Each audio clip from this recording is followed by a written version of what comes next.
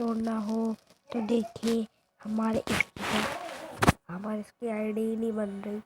अब आप क्या करेंगे, गूगल पे ऐसे आएंगे तो देखिए इसलिए आएगा फ्री फायर ऐप स्टोर।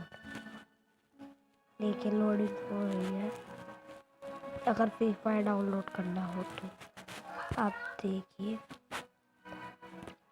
मैंने डाउनलोड पे लगा रखा है, अभी आ जाएगा। देखिए डाउनलोड पे लगा रखा है, ऐसे हो रही है। देखो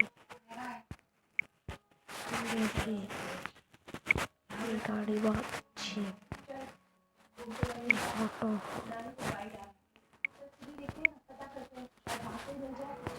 देखिए ये बंदूक कितनी अच्छी लग रही है।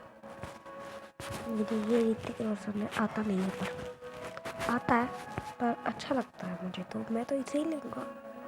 अगर आपको वीडियो अच्छी लगी हो तो लाइक शेयर जरूर करना।